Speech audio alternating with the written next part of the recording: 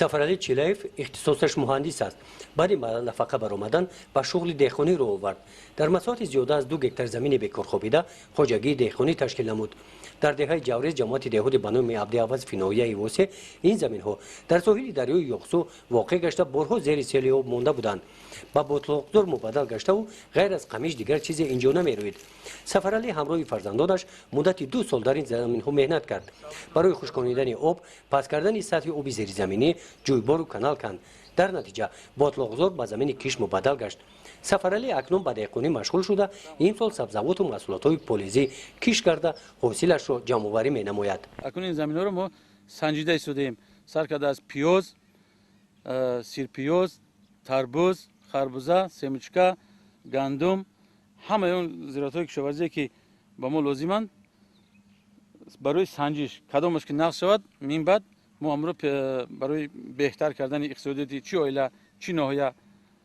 саҳма ки бигузорем барои амро мекунем аз ҳосили кишти картошка сафаралӣ розӣ аст ҳар пагоҳи субҳи барвақт аз ҳамин замин сафаралӣ ба бозори ноҳия то 1 тонна картошка ворид менамояд даромади ҳосили картошкаро дида замини аз картошка холӣ гаштаро барои кишти такрорӣ омода менамояд дар замини холӣ гашта макка киш намудааст ҳамон замон ки картошка аз замин хест дар ҷош мо ҷӯя кашида ҷугори дон кардастем аллакай пешаш баромад аз як ҳамин замин беқувват ҳам боша мо ҳаракат мекунем ки ана лоақал 2 ҳосил гирем варна ана гашничу пиёз корида редиска корида мумкин 3 ҳосилам ба даст орем бигирем чӣ қадр ки ман гуфтам ин замин дар омӯзиш қарор дорад ҳозир ҳар қитъара ҳар сол ман кишгардон карда санҷида истам ки кадом маҳсулот беҳтар мешавад ва мо мисол айпай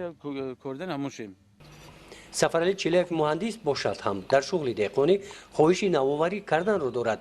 барои гирифтани ҳосили баланд талош менамояд роҳҳои баланд бардоштани ҳосилнокии заминро ҷустуҷӯ дорад имсол барои сарфакорона истифода намудани оби полезӣ аз қубурҳои полиэтиленӣ истифода кард инҷа як тарзи нави обиёриро ман истифода бурда истодам мумкин ки ба мардум ҳаминам кор биёяд анами лулачаҳои полиэтилене ки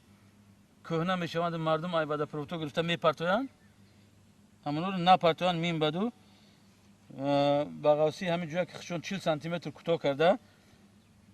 бо таноб дар як қатор хобонанд ва об ҷорӣ кунанд дигар бемалол агар шабам об тид ягон ҷои об намезанад ва об ба ҳамаи ҷӯякҳои ҷӯйборҳо як хел ҷорӣ мешавад ки ин аз манфиат холӣ нест дар хитаи начандон калони замини хоҷагии деҳқонӣ имсол ӯ сирпиёз киш намуд ҳосилаш бад нест мегӯяд сафаралӣ лекин дар кишти пиёз он қадар омад накард усулҳои нави кишти пиёзро ҷустуҷӯ дорад мо фаҳмидагием ки пиёз аз 500 то 700 сентнет дар як сотиқ метиҳад ана бораам санҷиш мо кардем пиёзи алдава кардем мутаассифона замини мо ки бениҳоят намакнокӣ шӯрнокиш бениҳоят бисёр аст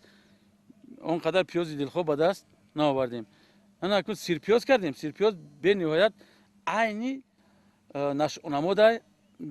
сирпиёзи маҳаллӣ аз ноҳияи аз вилояти ленинобод тухмиш овардем бениҳоят нағз кор кардем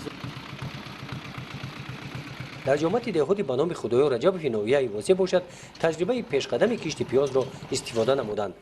дар вилояти хатлон аввалин шуда хоҷагирдорон чунин таҷрибаро истифода намуданд моҳи март дар масоҳати 15 гектар дар ин замин онҳо кишти пиёз гузаронданд тухми пиёз дастӣ не балки бо истифодаи техника киш карда шуд тухми сарфакорона истифода бурда шуда як донааш ҳам бе ҷо нарафтааст дар масоҳати 1 гектар замин ҳамагӣ 4 килограмм тухмӣ истифода карда шудааст ин техникае ки мебинед техника аз галанд оварагиай бо селка тихмпошиш ин нави пиёз ҳама тихми голандӣ аст 3 намуди тихми голандӣ кардагем мо рафта дар оҷо таҷрибаомӯзӣ кардаги гашта омадагем хусусияш ҳамеяе ки пиёз ғафз намеоя мувофиқи меъёри норма меоя ина мисол ҳастанд пиёзкоро дар минтақаи хатлон ки дар як гектар замин 12 килограмм мечошанд мо бо воситаи ҳамин техника 4,5 килограмми пиёз чӯшагем моҳи май пиёз ана ҳамин гуна нашунамо дорад коркарди байни қатораҳои пиёз дастӣ кор кардан намешавад дар ин кор хоҷагидорон аз трактор истифода менамоянд این تکنیکا مخصوص برای کارکرد بین قطاره‌های پیاز استفاده برده می شود. با سه تکنیک قطعی کار کردیم. اینا چه می‌بینید یگان دونه پیاز در بین جوی قطار نیست. این همش با طریق کلتیواسیون قطعی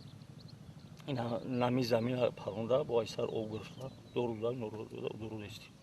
پیاز محصولاتی آب طلب است. برای آب ماندن زمین پیاز اصول نو رو استفاده نمودند. بعد 30 متر بین جویک‌ها گذرگاه برای آبمانی گذاشته شده است. سر هر یک جویک پلانکا گذاشتند که این از منفیت خالی نیست. تکنیک آزادانه از اینجا گذشته پلانکا را ویران نمی‌سازد. آب در یک لحظه از جویک‌ها می‌گذرد. نه 4 مرتبه آب گرفتیم باز نصیب باشد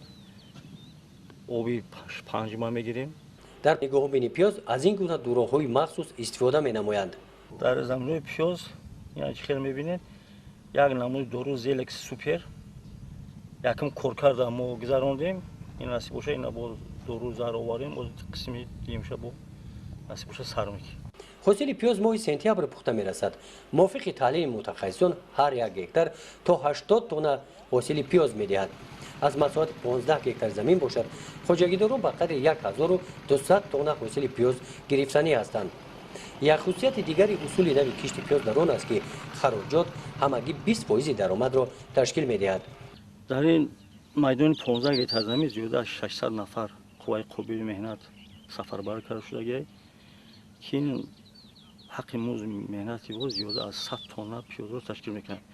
خواجگی تخم پروری به نام سلام 200 هکتار زمین را استفاده می‌نماید. آنها نیت دارند در کشت دیگر محصولات کشاورزی از تجربه پیشقدم استفاده نمایند. سال 2010 هنگام سفری رسمی پیشوای ملت پرزیدنت تاجیکستان اموئل رحمان به ناحیه بوسه سروری مملکت از زمین‌های این خواجگی دیدن نموده بود.